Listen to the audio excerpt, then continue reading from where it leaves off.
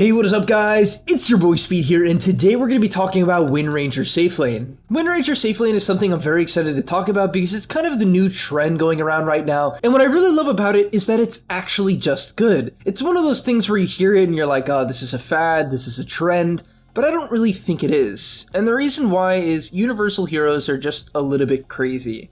Because of the fact for every 1 all stat, you get 2.1 damage, instead of the typical 1 damage for your average agility, strength, or intelligence hero, your hero can just buy a bunch of stats and hit really hard. The consequence of this is that you have a lot of HP, and yet you still dish out a ton of damage. On top of that, you have more armor because you're building agility, more magic resist because you're building int, a better mana pool, more attack speed, more strength. Everything kind of just comes together. So yeah, let's talk about the new trend of Windranger safelane and why it's very powerful. Alright, before we get into the main part of the video, I do want to let you guys know that I'm not only posting videos here on YouTube, I also frequently post videos on the website. If you don't know what I'm talking about, almost every single day I'm posting a new video to the gameleap website. We're going to teach you guys in depth about how to get to the next level. So if you want to become absolutely broken and really take your game to the next level, I'm going to be able to help you, because sometimes the guides on YouTube, there's either not enough of them, they're not specific, or they're just tier lists,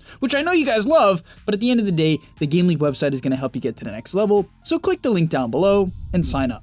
Alright, so for starting items, Ramses, the carry players for 9 pandas. He's going to have a stick, 3 branches, a circlet, and tangos. You want to max out on stats almost as much as you can, and circlet is way better than gauntlet because gauntlet gives you 2.1 damage, where circlet gives you 4.2 damage. It's quite the increase in damage just to go circlet. And then each branch is 2.1, so with almost no damage items, you're hitting for 55, which is pretty good. And then your hero wants stick because, well, first of all, this game, he's against a Pugna and an axe, so that is a very heavy spam lane, and so the stick is great. Otherwise, you can replace it actually with another circlet. So in this game, he unfortunately gets caught off guard by the Veno and the axe, and so he has to skill Windrun at level 1. This is not something you want to have to do. It's okay in some lanes, especially if you're against a hero that is going to try to hit you a bunch, maybe like a Death Prophet. It could be okay in that case, but for the most part, not really, right? You want to take the Power Shot at level 1 because Power Shot is a great spell. It only costs 90 mana and it does 170 damage. This is one of the highest damage nukes in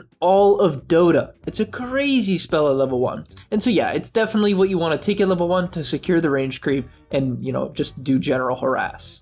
From there in the laning stage, what you want to do is keep the creep wave pushing into the enemy slightly. Because of the fact that you're a low armor, low movement speed ranged hero, you don't want to get the wave pushed into you, right? You don't want to have to last it under tower, you don't have Quelling Blade, and as I said, you don't tank the creeps well. So it's important you auto attack the creep wave a little bit and make sure that it doesn't shove into you. From there, once you push in the wave a little bit, hopefully you don't have more enemy creeps than allied creeps. For instance, in this clip here, that's actually exactly what happens, and this isn't really what you want to have happen. Because let's say he tries to attack the axe or harass the axe or the Pugna. Well, you're gonna eat an entire wave, right? You're gonna eat 3 creeps, 4 creeps in this case, and that's just not feasible. It's gonna be way too much damage. And so yeah, you have to try to push in the wave a little bit if possible. The only reason he's keeping the wave alive now here is because the axe is trying to static the wave, so he's trying to static the wave as well. He doesn't want to play the creep wave near the enemy tier 1 tower, and so yeah, he statics here, which is a great play, but for the most part, you don't want an overly large wave. Now when it comes to securing the range creep with Power Shot, you don't want to fully charge the Power Shot, and the reason why is you actually want to hit the enemy with it as well.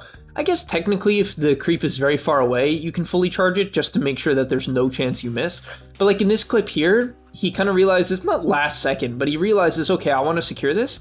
And in order to give the axe limited time to react, well, I don't think the axe would have reacted anyway. He's going to Power Shot and only charge it to about 2/3 of the max charge. And that's going to allow him to get very good damage on axe as he sneaks in an auto as well. And that's going to be the main way you harass people. You're going to nuke the range and then hit them a couple of times. From there, at level 3, you can go 1-1-1. He's laning with Undying, which is a great lane for Windranger. And as a result, going 1-1-1 makes sense because, you know, you want to have a pointed stun to keep people near Tombstone. And so Undying can click them because he's a melee hero. In some lanes though, if you don't have kill potential, you can just take another pointed Power Shot as it's really good for harass and once again securing creeps. Now in terms of items, he's going to go for a Bracer and a Magic Wand. Bracer and Magic Wand obviously is very good on this hero because you're a universal hero, so you super benefit from the stats. The Bracer HP regen is very, very nice on this hero, and it's going to help you not get chipped out just from natural creep harass. And of course, having a little bit of extra damage from the Bracer is nice because you click a lot. Now, when it comes to using Windrun and your spells for kills, you want to use them as late as you can. The Shackle Shot should almost always set up the Power Shot, and Windrun should be used as late as humanly possible to bait in the enemy or to chase enemies. You don't want to use it right away because that's going to give you an opportunity for the enemy to pounce on top of you and try to kill you. And if you're against a Windranger, that's what you should do. Look for early Windrun usage and then punish her afterwards. From here, in this clip, harassing the Pugna a little bit, you can see you hit so damn hard, especially, well, when they're affected by decay. But yeah, chipping down the axe here, he doesn't panic, he understands, okay, this guy can't really kill me. At any point I can kite him with the Windrun and the Shackle Shot. So only when the axe gets on top of him and tries to auto attack him does he click Windrun. From there, he's gonna hit and then continue to move actually in front of the axe. Typically you would hit and move backwards if you're just harassing, but he clearly sees a kill potential here, and so he's gonna set up, drops the Q, that's gonna set up for the Power Shot, and there's the kill. For his next items, he's gonna ship out Boots and Gloves of Haste, and at this point it would kind of make sense if he would buy even more stats, right, because he's a universal hero, but he actually picks up the Boots and the Gloves of Haste.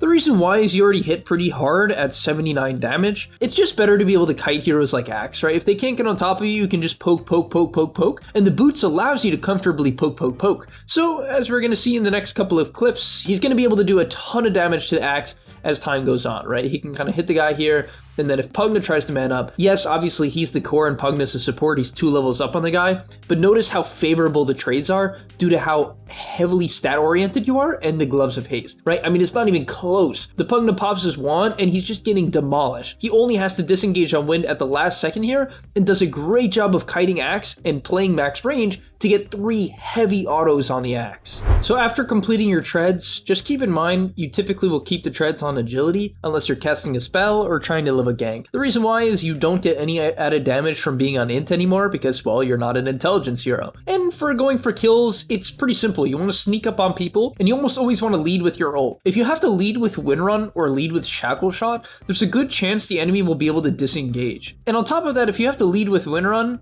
there's a good chance you'll get counter ganked and die. So you'll see in this clip here, he's going to wait for the Pugna to come into range of him, lead with the ultimate, right? Lead with the focus fire. Kind of gets a really good timing here as the Shackle hits on the Decrep. I don't think he was actually trying to do that. I think he was trying to actually prevent him from getting Decrep off to keep using focus fire, but makes the good adaptation to then go for the Power Shot, which does a crazy amount of damage because the guy's Decrep snipes the courier and finishes the kill with the help of the Javelin. And yeah, you want to pick up Javelin. This is like old Windranger stuff, but you know, you buy Javelin because Javelin works with attack speed, it procs 30% of the time, does 70 magic damage, builds in a Maelstrom. It's obviously very, very good. It's going to let you solo kill people. Now from there, you want to sit in your lane as much as you can. Try not to over roam, because if you like roam, make a mistake, and end up in a lane that you can't farm, you're going to feel bad for a while as he tries to snipe the Pugna. Because your hero, it can jungle, because honestly, 470 damage on Power Shot. Yes, it does less damage the more units you hit. That's how the spell works. But it does so much damage where you can kind of jungle. Like, I've seen Windrangers do it, and it doesn't look that bad, as he has to disengage here. But it doesn't look that bad, but at the same time, you really want to try to sit in your safe lane for about 12 to 13 minutes on average. Once you have Maelstrom, this is when you definitely can start to click people to death and farm neutrals. Like, you hit really hard at this point. Also, I'd like to mention that he took Spark of Courage, the neutral item. If you don't know what this item does, it provides 18 damage when you're above 50% health and 7 armor when you're below, which is really great for Windranger. 18 damage, which is what you're gonna have most of the time, is just incredible with how much attack speed you have. So in this clip here, he actually takes the portal and is looking to pick up a kill on the enemy safe lane Pudge. This is a cool play because Windranger, I'm not gonna say like you have to get active, you don't. You actually farm pretty quick. You can continue to sit in your lane and kind of zone out the enemy offlaner. If you can do that, it's a great option, if you can safely do it. Unfortunately, your hero is somewhat gankable if the enemy has a lot of magic damage, so you gotta be a little bit careful when it comes to that. Oh, how did Pudge get his blink off there? That's crazy. But yeah, this is a really, really cool rotation. Unfortunately, it ends up not going as clean as he would want, but at the end of the day, they take out the Pudge. It did require 4 heroes, which sucks a bit, but they get the job done, and it's going to transition into the enemy safe lane tower. So that's a really cool rotation on the Maelstrom timing, which you could definitely also do on the Javelin timing if you see that the enemy safe laner is continuing to sit in their safe lane. It requires a good amount of awareness, as yeah, you could end up wasting a bunch of time and not farming, lane creeps, which are super nice to farm, but either way, it's a great rotation from Ramses. So next is what I really love. First of all is skirmish potential on this hero. Your skirmish potential, even without focus fire, is really high, just because, well, you have effective spells. That's why the hero is also played as a support. It just has effective abilities. And so you'll see in this clip here, even though nothing crazy is going to happen, like, he can kind of back up his teammates really nicely. For instance, look at that power shot. I think the guy might have been affected by the flesh golem damage amp, I'm not sure, but like, I would believe it if he wasn't. Either way, the fight kind of continues to happen, and he finds a shackle onto the Ember and takes him out. I have no clue what Ember's doing, but whatever, he dies. Now from there, he's going Aghanim Scepter. This is definitely off meta, and not exactly what most people are doing, but I wanted to cover it because I watched this game and I'm like, this looks very powerful. And in particular, I'm like, this is really powerful if people aren't buying detection. And let's be real, you're 3k MMR. People probably aren't buying detection. I'm sorry, I know people buy detection in 3k, I'm kidding. All right, either way, he's going Aghanim Scepter. If you don't know what it does, because you might be confused based on what I'm saying, it does a couple of things. Windrun's enemies debuff has increased slow, right? So it just slows them for more. It's pretty good, right? You can kite people. It reduces physical damage taken by 50%, which is honestly a little bit weird considering you have evasion, but I guess that is pretty good if the enemy has like MKB. If they have evasion piercing, it allows you to actually man up to these heroes, which is pretty cool, right? I mean, it seems not useful, but I think in reality, as the game progresses, it is. And then finally, and the most important part, is that it grants invisibility on Windrun, and it is not broken by attacking or casting spells. So you can solo kill someone, and they might never see you. And we're going to see an example of that clip in a moment. All right, so in the upcoming clip here, he's going to go clear the bottom wave, right? Always prioritize the lane creeps on Windranger, honestly on every hero, but in Wind in particular, it's going to be the best way for you to get farm. After that is where things get crazy. The enemy Pudge ends up showing on this deep bottom side ward, and he's like, oh, the Pudge is alone. He was actually just going to farm defensive jungle camps because he didn't have much information, right? He didn't know where the enemy team was, and so he was definitely afraid of dying. They have a lot of ways to kill him this game. They have like, Axe Call plus Veno, they have Axe Call plus Pugna, they have Chains, they have a Blink on Pudge. It's a lot of magic damage, so he's really not that survivable this game. He has to play more of like a rat gameplay style, right? It has to be a lot more sneaky. But he sees the Pudge walk up here, a couple heroes show top, so he's comfortable to go bottom. And this clip is only going to be really seen to its full potential if I watch it from Pudge's perspective. So let's do that. Pudge is going to head into the jungle. He's just like, oh, I'm going to go farm the large camp. And he starts dying. He's like, I don't know what's happening. I can't see anything. So he turns on Rot. He turns on Flesh Heap. Gets shackled from the void. And he's like, okay, it's a Windranger. Tries to hit a hook. Ramses God dodges the hook. Kites to dismember. And Pudge dies. Yeah, that's just how it works. Now, this build in particular is definitely not the highest DPS build. There are certainly builds that have more stats involved, and I even see some people buying like early Daedalus and just shredding people. But at the end of the day, it's really good because you're just so tanky. 1900 health and a win run that makes you more survivable is incredible. Now, in this clip here, I actually think he kind of messes up. Maybe he was afraid the Ember was going to see the win run slow, and so he shackled right away. But you want to try to, as I said, you want to try to focus fire first when you're solo killing people, not shackle. Because when you shackle, you burn about like 0.5 to a second of the stun. You can see the first auto only hits when the stun is already wearing down. And it might not seem like a big deal, but it like super is, right? Because you're going to cut it close. For instance here, right? The Ember ends up living on a very, very, very small amount of health, and the power shot unfortunately misses. So yeah, he actually would have killed him if he waited a moment. So that's definitely something to keep in mind. And then from there he goes Gleipnir, which is like the super solo kill build, because you can Gleipnir into Shackle, you can Shackle into Gleipnir, you can just keep this, like for instance this game, the Ember Spirit in place for like 6 seconds. Now in terms of talents, he actually didn't skill his level 10 talent at all, just skilled his abilities, which makes sense. There's no reason to take Shackle Shot cooldown if you could just skill Shackle Shot, because you're maxing Power Shot and then maxing Windrun, and then going back for Shackle Shot. There's no reason to take the level 10 talent, which reduces cooldown, when it already reduces cooldown by 2 seconds at each level and makes the spell better. Another cool thing about the hero is you're really good at roshing. Unfortunately, this does mean you have to commit focus fire to kill it, which kind of sucks and is the downside of this hero as a major core.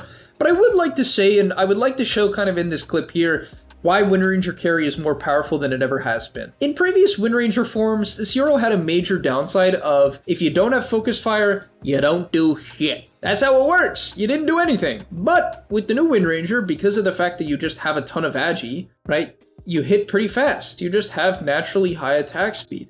And so even without focus fire, because he has an Aegis, he's comfortable to go in, and he's still hitting really hard. Now, to be fair, this game is completely over, and the enemy team isn't really trying anymore, so we're going to wrap up the video. But at the end of the day, Windranger carry is very powerful. You can see a lot of potential. It's a great laner, it farms reasonably quickly, it takes objectives with focus fire quickly, such as Roshan and even towers as the game progresses. It has a very good talent tree, as at level 15, Windrun cooldown is incredible. Shackle Shot cooldown eventually at level 10 is very, very good. At level 20, you get focus fire damage reduction. I mean, the other talent's good too, but focus fire damage reduction when you're going this route is definitely better. And so yeah, that makes you hit harder. And at level 25, this depends. Honestly, both are really good because if people know what they're doing against Windranger, they should buy Nullifier and dispel your Windrun. So maybe then at that point, level 25 Windrun cannot be dispelled is actually better. Depends, right? If they're countering you with Nullifier, it's good to take that. If they're countering you with MKB, not as much.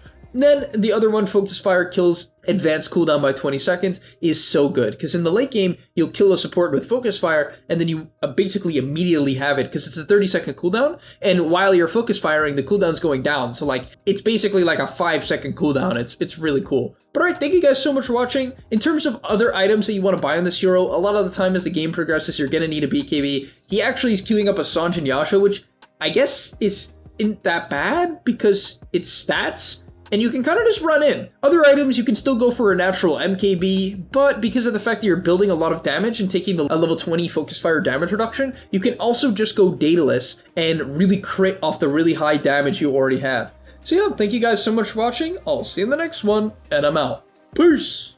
And that's all, but remember, before you leave, come on, before you tune out, subscribe to the gameleap website where we are going to help you get to the next rank. If you're stuck, click the link down below, and I'm out. Peace.